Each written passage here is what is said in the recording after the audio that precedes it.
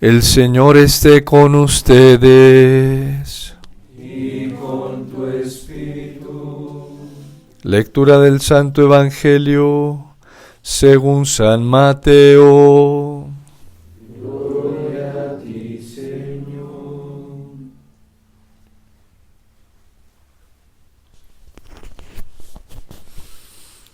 En aquel tiempo Jesús dijo a sus discípulos: No acumulen ustedes tesoros en la tierra, donde la polilla y el moho los destruyen, donde los ladrones perforan las paredes y se los roban.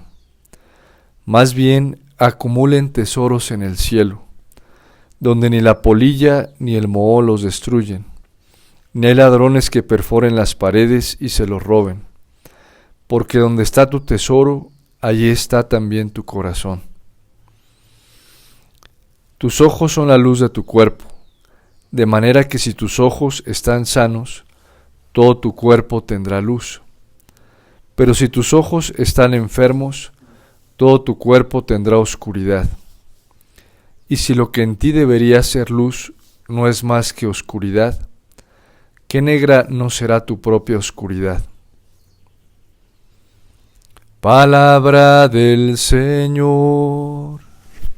Gloria a ti, Señor Jesús.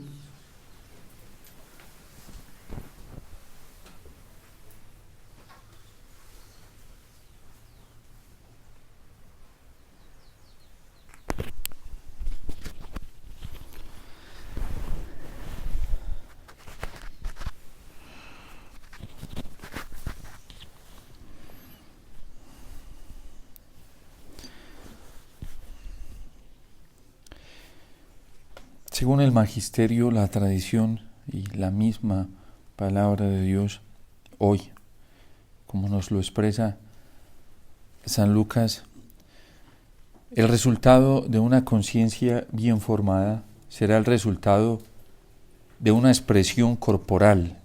Y decimos expresión corporal, es de una vida cristiana bien formada. El resultado de una conciencia formada a la luz de la palabra del Señor, de la tradición y del magisterio, es el resultado precisamente de una vida en el Señor que se cimienta en su alegría, en la experiencia de su fortaleza y de su amor. Pero así también el resultado de una conciencia mal formada es el resultado de una conciencia que termina embargada en la tristeza, en la amargura, porque ya no tiene como tesoro al Señor, sino que va teniendo como tesoros otros bienes temporales en esta tierra, que incluso el mismo San Pablo, hoy de manera sarcástica, para hacerles ver a los corintios que uno no tiene que fundamentar su vida en las presunciones humanas, aun sean buenas y espirituales, y que la única motivación de presunción de un verdadero cristiano que tiene la conciencia bien formada es su flaqueza, porque la flaqueza le hace ver la necesidad que tiene del Señor. Nuestro Señor en el Evangelio, Él mismo nos va a decir, o nos va a llamar a permanecer en Él, así como Él permanece en nosotros, y nos hace la advertencia de que si el sarmiento no permanece unido a la vid, no produce frutos.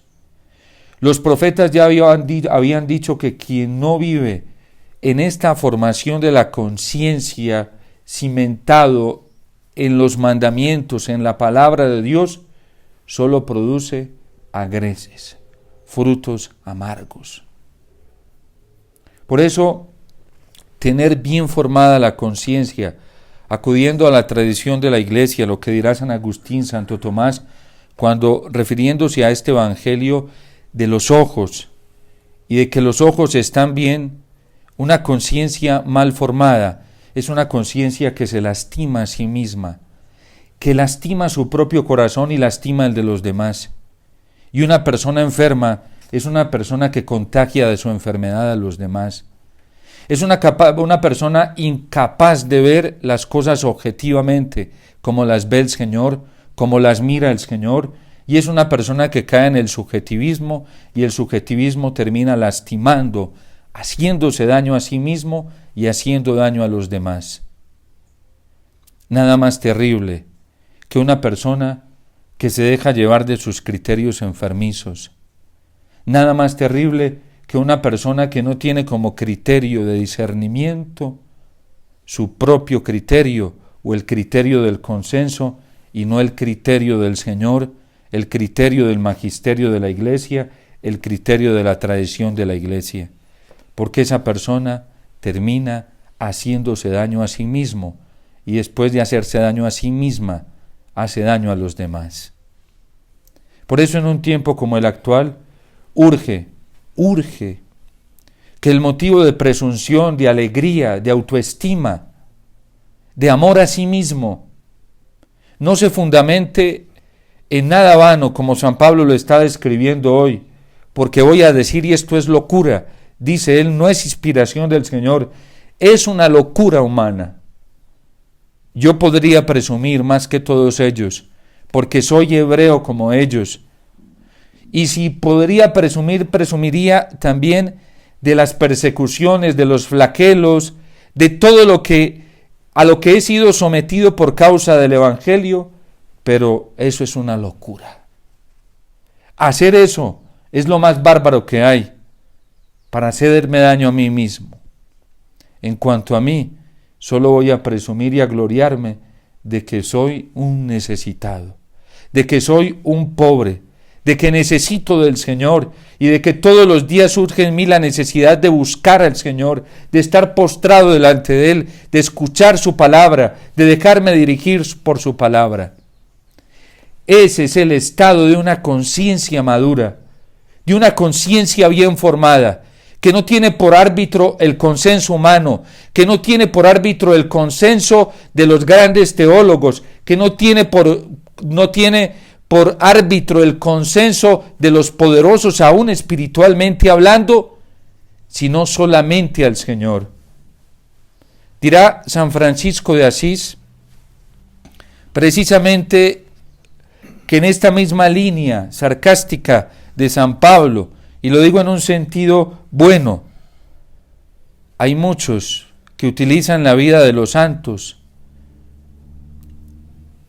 para ufanarse, para presumir, de quienes han vivido al lado de un santo, o de quienes han recibido de un santo, o de quienes conocen a un santo.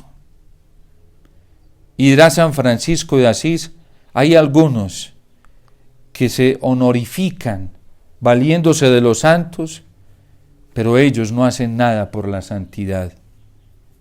Y su vida de santidad, y su vida de virtud, y su testimonio de entrega al Señor, ¿dónde queda? A estos no hay que creerles.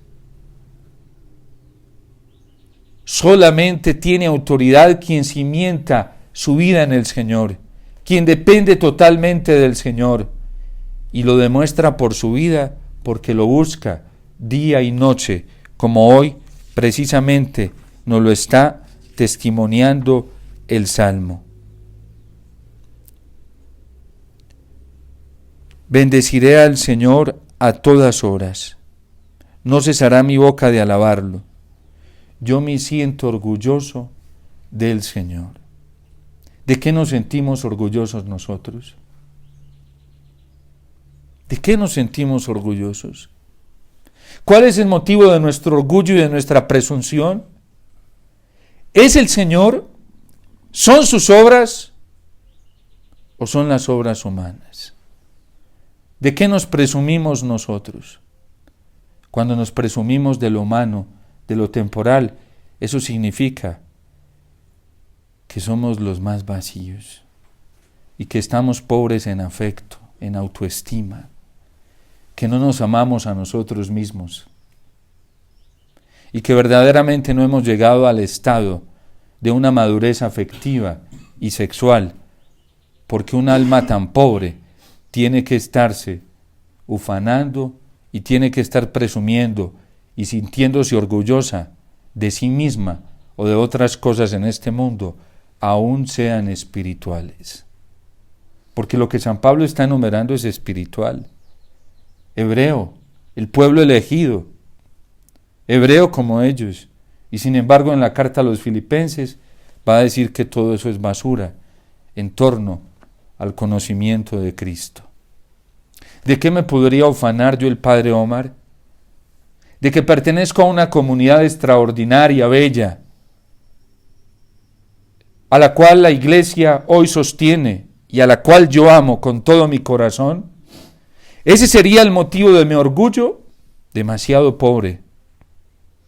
¿De qué me podría yo enorgullecer y presumir? ¿De cosas terrenas aún siendo buenas? La madurez del cristiano está cuando el motivo de orgullo, de alegría, de entusiasmo es solamente el Señor y nada más que el Señor. Cuando es el Señor y su proyecto lo que lo estimula, lo que lo entusiasma, lo que lo enardece, eso sí es madurez. Lo otro es demasiada pobreza en autoestima, en amor propio, en amor a sí mismo.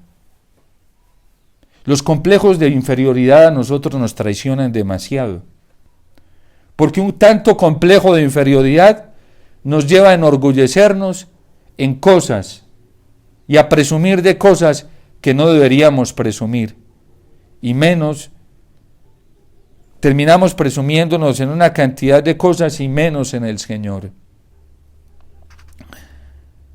Proclamemos la grandeza del Señor y alabemos todos juntos su poder. Cuando el motivo de alegría en un corazón es solamente el Señor, entonces éste ha llegado a la alegría del Espíritu. Nuestras constituciones, los hijos del Fiat, nos llaman a una alegría sobrenatural, del Espíritu, no humana. Porque cuando el motivo de nuestra alegría es demasiado terrenal, es que hay demasiada pobreza en el corazón. Porque todavía esa pobre alma no ha llegado a una experiencia profunda con el amor de Dios. Y ese es el resultado de una conciencia como la de San Pablo, que ha sido formada en el corazón de Cristo, que ha sido formada en su palabra, que ha sido formada por el Espíritu Santo. Lo que lo mantiene feliz, lo mantiene contento, lo mantiene entusiasta, es el Señor. Y por eso su alegría no para. Y dice el salmista hoy, mi boca no para de alabarlo. Cuando acudí al Señor, me hizo caso y me libró de todos mis temores. Cuando nosotros buscamos la libertad del miedo en la aceptación humana, en la aceptación del consenso, y vuelvo y digo, aún sea espiritual, porque yo puedo estar buscando refugio en un ambiente, en un grupo cristiano o en una comunidad, quiere decir que todavía soy un esclavo, porque dependo de esos afectos, dependo de esa aceptación, dependo de esa libertad, de lo que piense un superior de mí o una superiora de mí, de lo que acepte o no acepte de mí, y ese es un corazón que todavía vive en la pobreza de la esclavitud, no vive en la libertad de los hijos de Dios. Uno lo experimenta a lo largo de la formación, y digo lo experimenta porque uno es fruto de eso y se da cuenta, lo digo más de modo personal, cómo la tentación a uno le toca la puerta constantemente para volverse aceptable ante un superior, para volverse aceptable frente a alguien que tiene poder, sea de tipo espiritual o eclesial. Y eso nos pasa mucho a nosotros, tentaciones que nos tocan a la puerta constantemente, sacerdotes, religiosos, religiosas, laicos, que terminan, y es tanta la esclavitud, que se termina renunciando a la verdad con tal de tener un poco de aceptación para que no me rechacen. Pero a eso se le llama prudencia, y resulta que esta no es una prudencia basada en la virtud, sino más en la baja autoestima, en la pobreza de afecto que hay en el corazón, y en una esclavitud muy grande en el ámbito humano. San Pablo fue un hombre libre, tan libre porque tenía su conciencia bien formada, que eso lo llevaba a ver el error y a darse cuenta y a corregir a quien lo cometía. Incluso, como él mismo lo testimonia en la carta a los Gálatas, cuando vio a San Pedro que estaba haciendo algo incorrecto delante de varios hermanos, fue y se lo dijo, porque su actitud era reprochable. Eso es propio de una conciencia bien formada.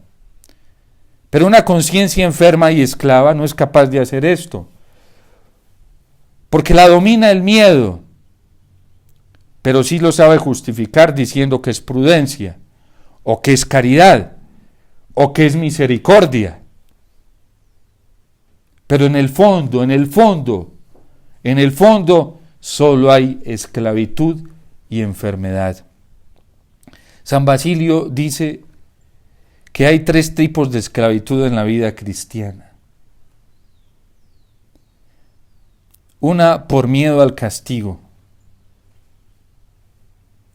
otra por compensación humana, y está hablando de la vida cristiana, porque son tentaciones que todos los días se nos presentan.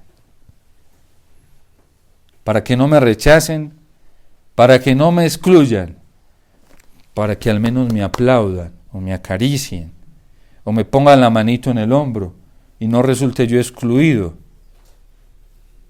Y es que a eso se le llama caridad fraterna, ¿sí? Amor fraterno, pero resulta que es una esclavitud bien socavada. El Papa Benedicto XVI, de otra expresión hablando de lo mismo, hablará del amor filial, ¿sí? Que es un amor de compensación humana, busca la compensación humana, pero el Papa Benedicto nos va a advertir que ese amor todavía es pobre, y que ese amor no ha llegado a la madurez, a un grado de fe cristiana y de esperanza cristiana, un poco mejor que el amor eros, ¿sí? Que es un amor egoísta del placer por el placer, porque es que donde está tu tesoro, ahí está tu corazón. Pero es lo mismo que hablan los padres de la iglesia y que San Basilio lo trae. El amor eros es el amor por miedo, porque al fin de cuentas el que cae en el hedonismo y el que cae en el materialismo está impulsado por el miedo, a que sin esto yo no voy a ser feliz, sin esto no voy a ser capaz. Y viene la satisfacción narcisista, de la que hablan los psicólogos, de satisfacerse tanto a sí mismo en el placer, que lo que le pasó a Narciso fue terrible, de contemplarse tanto en ese espejo del lago, terminó yéndose al lago y ahogándose. Porque quien se satisface a sí mismo termina hundiéndose. El amor filia, del cual hablan también los griegos, Aristóteles habla de él. Aristóteles no fue capaz de llegar al amor ágape, porque nunca tuvo la revelación de la fe, y hablaba mucho de este amor de compensación. Yo te doy, tú me das. En la medida que yo te doy, en esa medida tú me das. Y si tú no le das a esa persona esa misma medida, ese mismo momento, se hiere contigo, se lastima y termina odiándose y resentida, porque es un amor nefasto, todavía es un amor pobre e inmaduro. No tiene la medida de la fe de la que habla San Pablo en la carta a los romanos, esa autoestima de la fe. Y ese amor termina haciéndote daño y termina haciendo daño. Porque es un amor que pide compensación. Pero va a decir San Basilio que el otro grado de esclavitud, y es la perfecta en la vida cristiana, es este que está viviendo San Pablo. En cuanto a mí, me gloriaré de mi flaqueza, porque más adelante nos va a decir en qué consiste esa flaqueza. En que esa flaqueza es satisfecha, plenificada, compensada por la gracia de Cristo. Ya depende solo del amor de Dios, vive en el amor de Dios y vive para el amor de Dios. Y por eso este amor, esta esclavitud de la que va a hablar el Papa Benedicto XVI en Deus Caritas es el amor ágape, la esclavitud del amor ágape, que termina liberando el amor eros, no destruyéndolo, purificándolo, y termina elevando el amor filial, elevándolo a un estado más grande, convirtiéndose en amor ágape, un amor como el que nos pidió el Señor a nosotros en el Evangelio. Ámense los unos a los otros como yo los he amado. ¿Para qué? Para no tener problemas, porque el que ama con el amor de Cristo ya no está esperando la compensación humana. Sabe que su impulso es amar y entregarse sin esperar nada a cambio. El cambio lo espera de su gran tesoro, que es el Señor. El egoísta se lastima muy fácilmente, es susceptible. Cualquier cosa lo afecta, porque no ha llegado a este tercer nivel del amor de Dios. La vida sacerdotal y todos los estados de la vida en la iglesia exigen este amor. Porque una esposa, un esposo que no llegue a este nivel de amor es un esposo y una esposa susceptible, que todos los días va a estar reclamando y todos los días va a estar lanzando flechas incendiarias, porque ayer no me diste lo que yo necesitaba y lo que yo quería. Pero es un amor egoísta. O también lo va a vivir en esa relación con sus hijos, porque no respondió de acuerdo a lo que yo estaba esperando. Y por eso San Pablo le va a advertir a los padres: no exasperéis a vuestros hijos. Pero ese es un amor de esclavitud, posesivo, que somete y que no da la libertad. Donde está tu tesoro, ahí está tu corazón. Aquí la clave es identificar cuál es el verdadero tesoro, como lo dirá San Mateo en el capítulo 3, cuando habla de las parábolas del reino de Dios. Como un mercader en perlas finas que encuentra una de gran valor, va y vende todo lo que tiene para quedarse con esa perla. O también como una mujer cuando pierde una dracma, que llama a sus amigas para que le ayuden a buscarla, y se asemeja a la mujer del cantar de los cantares, cuando se le va el amor del alma y lo persigue hasta encontrarlo, y está dispuesta a arriesgar lo que sea con tal de volverlo a tener y no dejarlo salir. O también a un tesoro escondido, que quien lo ve en un campo va y vende todo lo que tiene para no hacer algo injusto, como a algunos les gusta hoy dentro de la iglesia. Va y vende todo lo que tiene y compra aquel campo para quedarse con él, porque allí hay un tesoro. No, eso fue lo que no fue capaz de hacer el joven rico. Te falta algo para que tu corazón esté en este tesoro. Ve y vende todo lo que tienes y reparte sobre los pobres. Y el pobre se fue triste porque tenía muchas posesiones. Quien no deja padre, madre, porque es que aquí nos está hablando del afecto. Padre, madre, hermanos, hermanas, hijos por mí, no es digno de mí. Está como el que vive en la formación religiosa o sacerdotal, que solamente vive para el día de la profesión, o para el día de la ordenación sacerdotal, o también quien vive solamente para el día del matrimonio. ¿Por qué? Pues porque ese día hay mucha gente, ¿sí? Porque ese día todo es fantástico y hay aplausos, felicitaciones. ¿Y después? En el caso nuestro hay bonitos ornamentos, regalos. En el caso de la vida consagrada hay mucha gente que te felicita, que te pone... Y padres, los estímulos son necesarios, claro. Tan fundamentales que Dios sabe y nos creó así, pero no para que andemos absolutizando los estímulos humanos. Hay sacerdotes que solamente viven para la procesión, y si hay más gente, mucho mejor.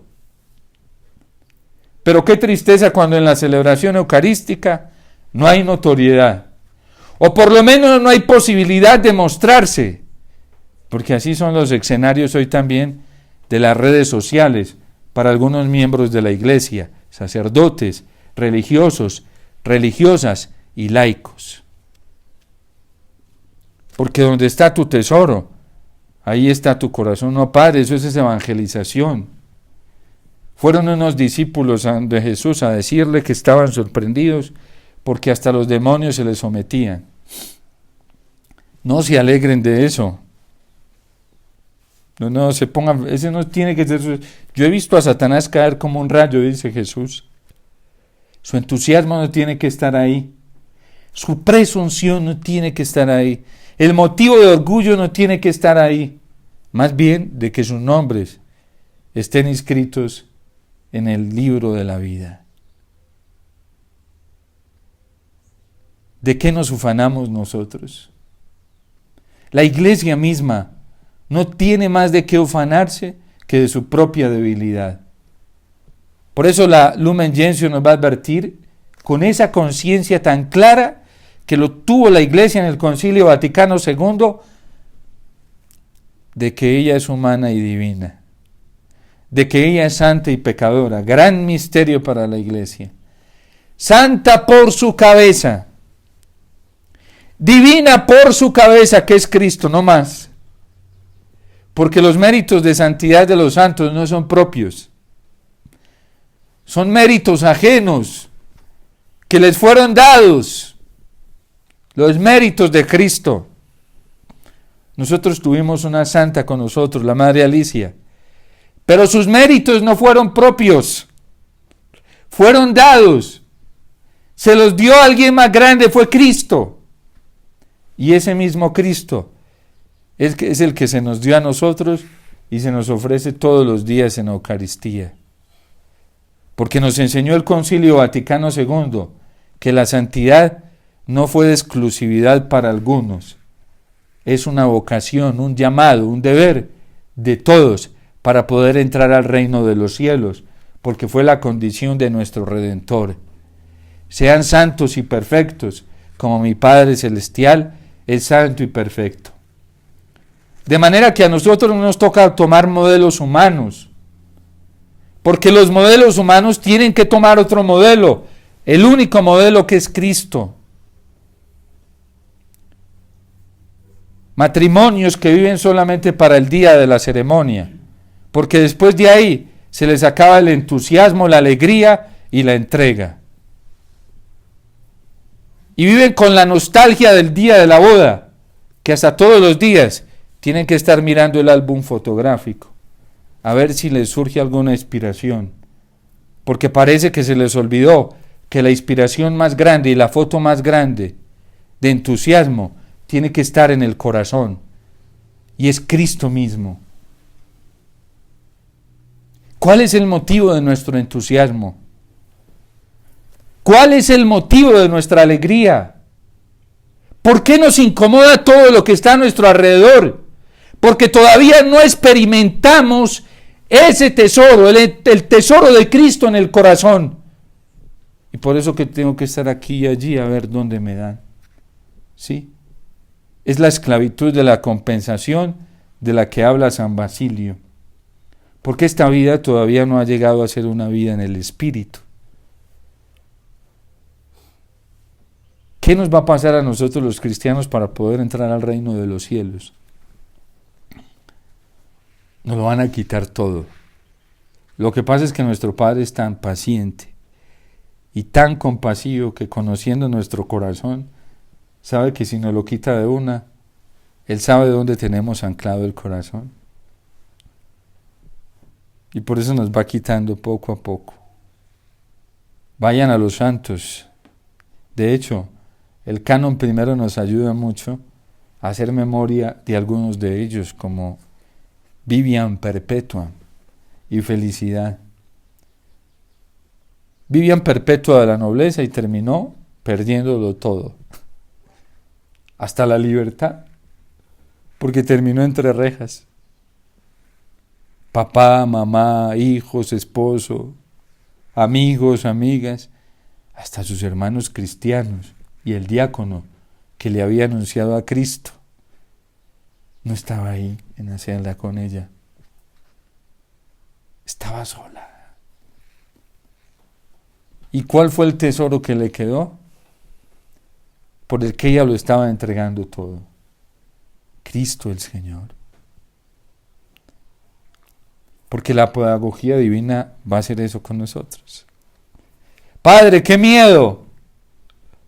Quiere decir que todavía hay esclavitud. ¡Qué dicha! ¡Qué alegría! Quiere decir que hay mucha experiencia del amor de Dios. Que vengan las fieras y los toros, ¿dónde están? Porque ya no tenía apego ni siquiera a su propia vida. Y mientras pedía las bestias salvajes, no se había dado cuenta, por tanto amor, que estaba experimentando de su tesoro, que ya la habían destrozado. Tuvo que venir el verdugo a darle el último punto mortífero. Padre, a mí no me alcanza el amor hasta allá. Quiere decir que todavía estás pobre y que hay que llegar rápidamente a esa experiencia del amor. ¿De verdad, Padre? Sí, de verdad. San Ignacio de Antioquía, mientras iba camino al martirio, le decía a sus feligreses: solo aquí mi única compañía son unas fieras. Y fieras en todo el sentido literal de la palabra. Unas fieras que me atormentan día y noche. Quiero decir, un pelotón de soldados que entre más bondadoso soy con ellos, más dañinos son conmigo. Pero sin embargo, esto todavía no me sirve para justificarme. Pero les pido que no recen para que yo sea librado de las fieras a las cuales me van a lanzar. Y si las fieras se atemorizan, dice San Ignacio de Antioquía, como ha pasado en otras ocasiones, que les da miedo atacar a los cristianos, yo las provocaré para que me devoren, porque quiero ser pasto para ellas, porque mi tesoro ya está en el cielo y es Cristo, y lo quiero alcanzar. Ya nada tiene valor para mí a causa de Cristo. Esa es la experiencia que tenemos que alcanzar todos, porque si no, aquí sí nos van a quitar la vida y terminamos entregándosela a otros señores que no son Dios y la perdemos para la eternidad. Y hoy hay mucha gente perdiendo la cabeza, la tiene perdida por buscar esa compensación de la segunda esclavitud de la que habla San Basilio, o el segundo amor imperfecto del que habla el Papa Benedicto XVI en Deus Caritas es. Hay que llegar a la libertad de los hijos de Dios, para no dejarnos esclavizar. Y la posibilidad de alcanzar esa libertad está en la Eucaristía. Si mi felicidad, mi satisfacción depende de estas compensaciones, todavía no he llegado al grado de la experiencia del amor del Padre.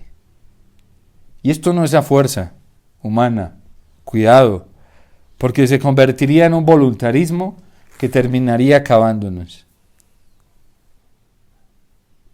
Esto es puro don de Dios. ¿Y a quién se lo da Dios? A quien más lo busque en la oración. En la oración, así, con ese apelativo. En la oración, y sobre todo en la oración litúrgica, en la Eucaristía, en el Santísimo, en su palabra, y en la Iglesia en su magisterio. Si estás buscando en otro lado el tesoro, y de otra manera, cuidado, porque a lo mejor puedes ir detrás de algunas recomendaciones heréticas que se visten de bien, de verdad y de bondad, y que están dentro de la Iglesia.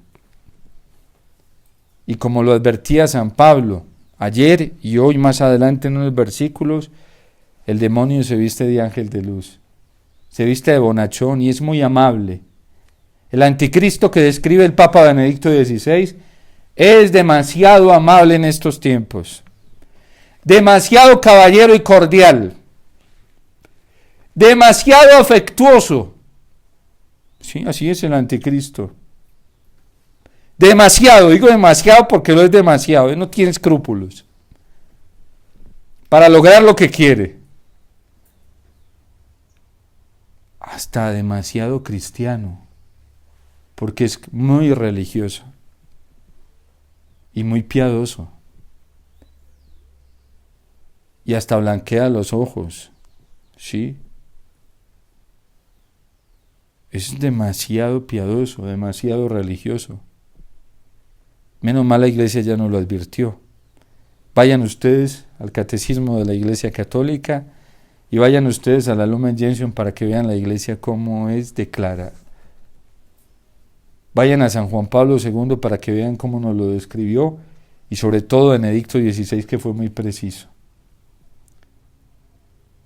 A mí me impactó un debate que sostuvo el Papa Benedicto XVI con un ateo italiano. En ese debate este hombre le cita el magisterio de la iglesia con una exactitud. Se lo conoce, las encíclicas de los papas, pero es ateo. Lo que pasa es que el anticristo es coherente, porque se declara ateo como es, ¿sí? El anticristo es un mentiroso porque no se declara como es. Sabe vestirse y se viste de santidad también. Pero dentro hay corrupción. Y esa no la va a dejar ver. Por eso hoy tenemos que ir a la palabra del Señor, al magisterio de la iglesia y sobre todo nuestra fuente es el amor del Padre. ¿Cómo nos vamos a dar cuenta? Es muy sencillo, no por el esfuerzo humano, conociendo la verdad. Quien conoce la verdad, entra en contacto con ella, entra en contacto con el amor, se da cuenta de dónde está. Quien no llega a la experiencia del espíritu de este amor, no se da cuenta de dónde está. Queda imposibilitado. Los ojos, la luz, quedan incapacitados. Por eso hay una salida, una sola, y es la conversión. Porque nadie puede decir que está con el Señor y está con el pecado al mismo tiempo, eso es imposible. El Espíritu Santo y el pecado ni siquiera se toleran. Ellos no pueden estar juntos en un mismo lado, son antagónicos, dice San Pablo en la carta a los Gálatas. Nadie puede decir que vive en gracia y que está en gracia cuando tiene una orientación hacia el pecado, lo tolera y lo acepta. Eso es imposible. Eso es imposible. Porque la gracia y el pecado son dos fuerzas incompatibles que no viven juntas, no son capaces de vivir juntas. Y si algún cristiano vive así, es porque está revestido de esa mentira del anticristo. Y hay que salir rápido de ella, rapidísimo, porque para donde va, no va a llegar a un buen fin. La persona doble es doble.